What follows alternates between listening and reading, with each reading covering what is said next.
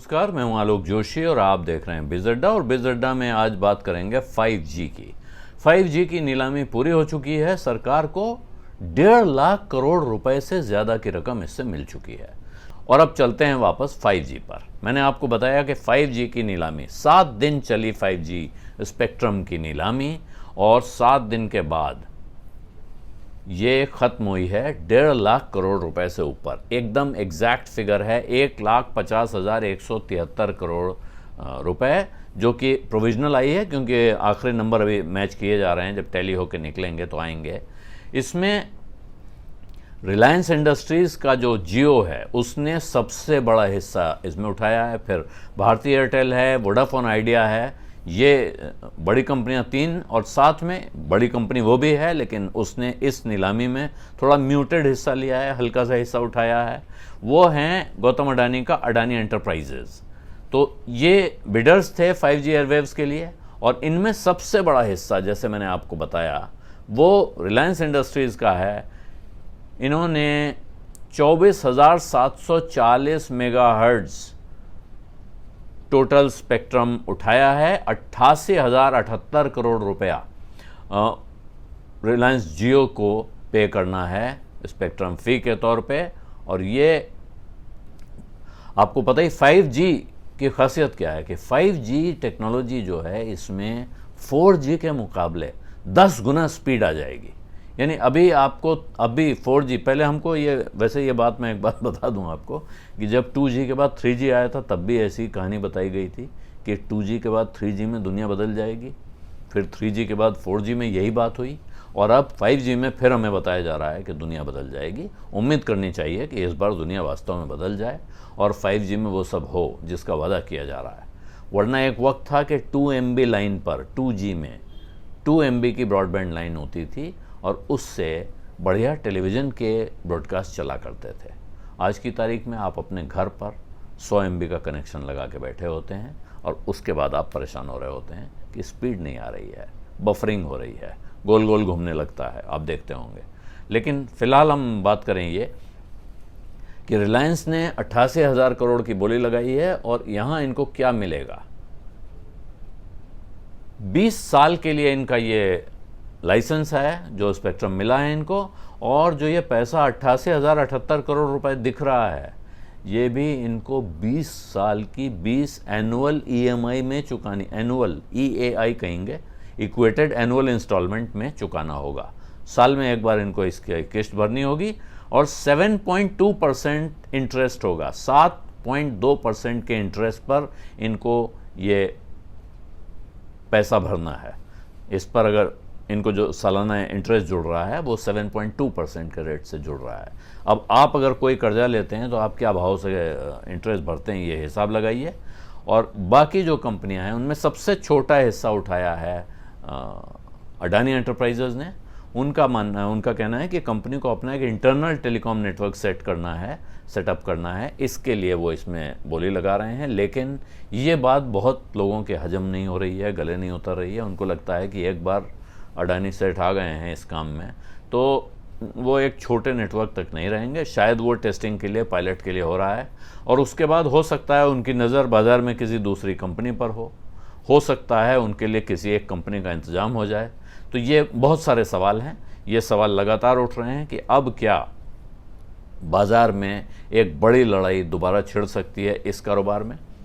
लेकिन ये जो अभी ऑक्शन हुआ है, इसकी ख़ास बात यह है कि ये 7 दिन के बाद की फ़िगर मैंने आपको बताई, 1,50,000। और ये जो फिगर है, ये जो 4G की नीलामी हुई थी जिस वक्त, तो उसमें लगभग 77,000 करोड़ आया था। तो ये उससे दुगना है। 50,000 करोड़ आया था 3G के ऑक्शन से 2010 में, 50,000 करोड़, उससे 3 गुना है।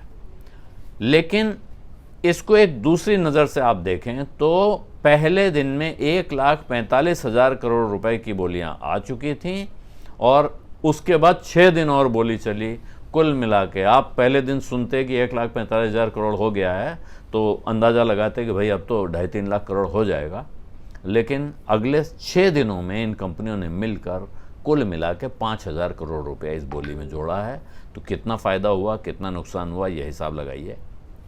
और इसके साथ एक सवाल और उठता है, 2G का घोटाला आप सबने सुना होगा। 2G घोटाले में सरकार को जो नुकसान बताया गया वो था 1,76,000 करोड़ रुपए।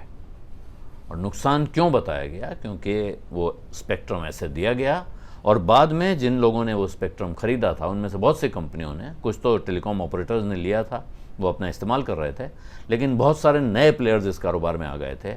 उन्होंने उस स्पेक्ट्रम को दूसरी कंपनियों को 7-7 गुना कीमत पे बेचा। और बेचने का तरीका क्या था? ये तरीका पहली बार जब टेलीकॉम लाइसेंस बांटे गए थे देश में तब इजाद हो गया था। किसी कंपनी ने टेलीकॉम का लाइसेंस लिया और उसमें एक शर्त थी, सरकार में कुछ सियाने लोग बैठे थे, उन्होंने शर्त लगाई थी कि ये लाइसेंस आप बेच नहीं सकते हैं, ट्रांसफ़र नहीं कर सकते हैं, ये कहीं जा नहीं सकता है, ये जिस कंपनी को मिला है उसको मिला है और वरना बात ख़त्म। उसका इलाज क्या निकाला सियानों ने कि हम कंपनी ही बेच देंगे।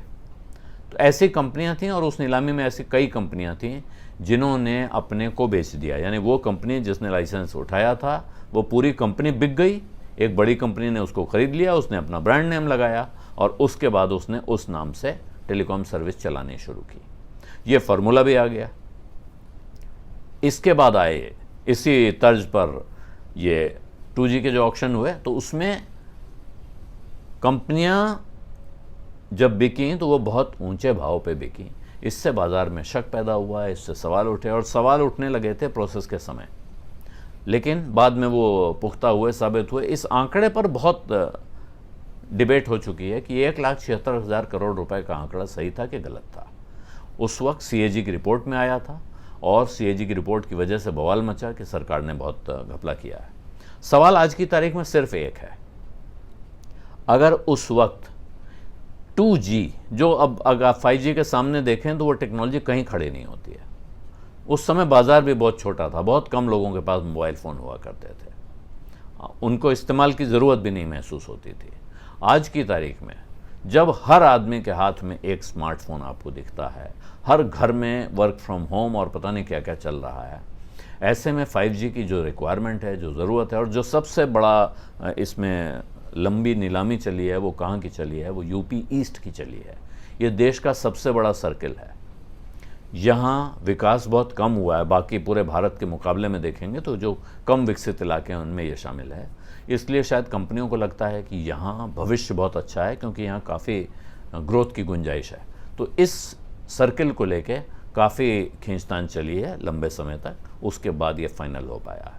लेकिन सवाल ये है कि अगर उस वक्त 2G की नीलामी में 1,76,000 करोड़ रुपए की रकम सामने आ गई कि इतना नुकसान हो गया है, तो आज 5G की नीलामी में 1.5 लाख करोड़ रुपए की रकम आना अच्छी खबर मानी जाएगी या ख़राब खबर? इसका जवाब शायद आज नहीं दिया जा सकता है।